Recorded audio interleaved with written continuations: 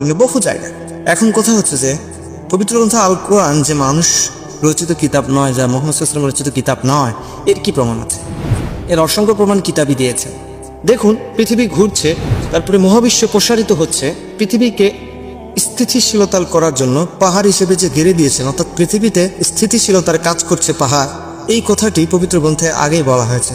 রাতকে করেছে আবরণ এবং দিনকে করেছেন জীবিকা অর্জনের সময়, এরকম অনেক তথ্য পবিত্র গ্রন্থ আল কোরআনে দেওয়া হয়েছে। অর্থাৎ লোহা যে পৃথিবীর উপাদান নয়, যেটা আধুনিক বিজ্ঞান এখন প্রমাণ করছে। প্রতিটা জীবের উৎপত্তি পানি থেকে। এরপরে বলছেন যে কি, মেঘমালা হইতে আমি প্রচুর পানি বর্ষণ করি। মেঘমালা হইতে সূরা নাবাতে আছে, আপনি দেখে নিতে পারেন। তো আপনি তো বিশ্বাসই করেন না, আপনি দেখবেন কই থেকে? আপনাকে আগে তো বিশ্বাস করাতে হবে। মেঘমালা হইতে পানি আসে, আমরা তো জানতাম না আগে।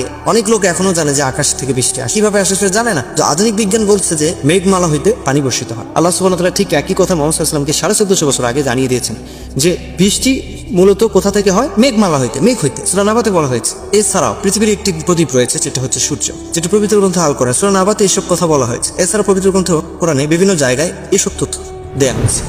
এখন কথা হচ্ছে, মুহাম্মদ সাল্লাল্লাহু আলাইহি ওয়াসাল্লাম যে যুগে জন্মগ্রহণ করেন তখন বিজ্ঞান ছিল না, গবেষণার পরিপূর্ণ কোনো মাধ্যম ছিল না। তাহলে মুহাম্মদ সাল্লাল্লাহু আলাইহি ওয়াসাল্লাম এসব তথ্য কোথা থেকে যান? মুহাম্মদ সাল্লাল্লাহু আলাইহি ওয়াসাল্লাম কি নিজের বানানো কথা বলেছেন মানুষকে? হ্যাঁ, যদি বানানো কথাই বলে, সে যুগে প্রচার করে, পবিত্র গ্রন্থ সে যুগে তো প্রচার করেছেন এবং পুরো বিশ্বে ছড়িয়ে দিয়েছেন।